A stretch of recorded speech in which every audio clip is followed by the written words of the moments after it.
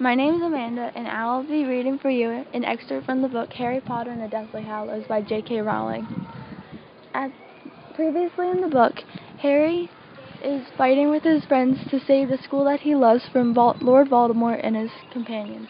And the part I'm about to read for you, it shows that Harry is walking to his prearranged death at the hands of Lord Voldemort in the middle of the Forbidden Forest.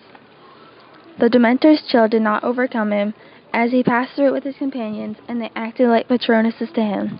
And together they marched through the old trees that grew closely together, their branches tangled, their roots gnarled and twisted underfoot.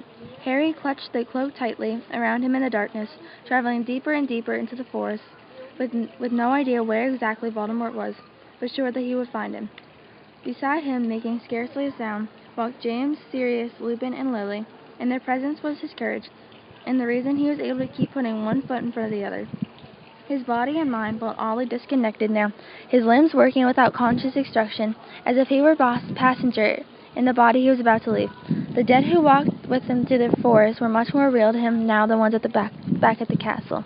Ron, Hermione, Ginny, and all the ones who felt like ghosts as he stumbled and slipped to his end of his life, towards Voldemort. A thud and a whisper. Some other living creature had stopped by. Harry stopped under the cloak, peering around. His mother and father stopped too, and Lupin and Sirius did too. "Someone's there," came a rough whisper close at hand. "He has an invisibility cloak. Could it be?" Two figures emerged from behind a nearby tree. Wands flared, and Harry saw Yaxley and Dolohov peering in the darkness, directly at the place Harry, his mother and father, Sirius, and Lupin stood. Apparently they could not see anything. "Definitely heard something," said Yaxley. "Animal, you reckon?" "That headcase Hagrid kept a whole bunch of stuff in here," said Dolohov, glancing over his shoulder. Yaxley looked down at his watch. "Time's nearly up.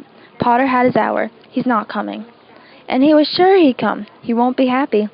"Better go back," said Yaxley. "Find out what the plan is now." He and Dolohov turned and walked deeper into the forest, and Harry followed him, knowing that they would lead him exactly where he wanted to go. He glanced sideways, and his mother stopped, and his father nodded encouragement towards him.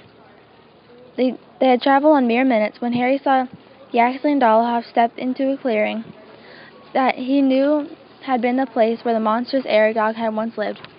The remnants of his vast web were still there, but the swarm of descendants that he had spawned had been driven out by the Death Eaters to fight for their cause. A fire burned in the middle of the clearing, and its flickering lights fell over a crowd of completely silent, watchful Death Eaters. Some of them were masked and hooded, others showed their faces. Two giants sat on the outskirts of the group, casting massive shadows over the scene, their faces cruel, rough-hewn like rocks. Harry saw Fenrir, sulking, chewing his long nails. The great bronze growl was bang at a bleeding lip. He saw Lucius Malfoy, who looked defeated and terrified, and Narcissa, whose eyes were sunken and full of apprehension. Every eye was fixed upon Voldemort, who stood with his head bowed and his white hands folded over the Elder Wand in front of him.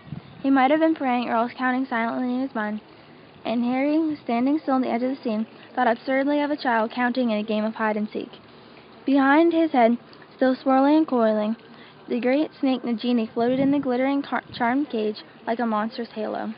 When Dolohov and Yaxley rejoined the circle, Voldemort looked up. "No sign of him, my lord?"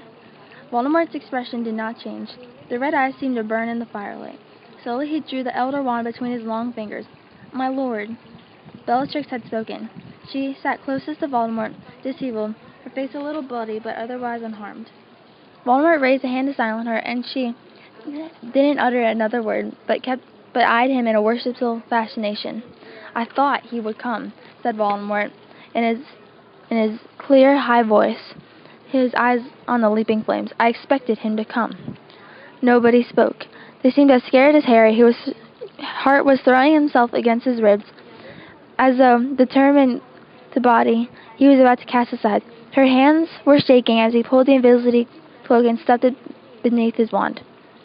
He did not want to be tempted to fight. "I was, it seems, mistaken," said Voldemort. "You weren't." Harry said it as loudly as he could, with all the force he could muster. He did not want to sound afraid. The resurrection stone slipped from between his numb fingers, and out of the corner of his eyes he saw his parents, Sirius, and Lupin vanish as he walked forward in the firelight. At that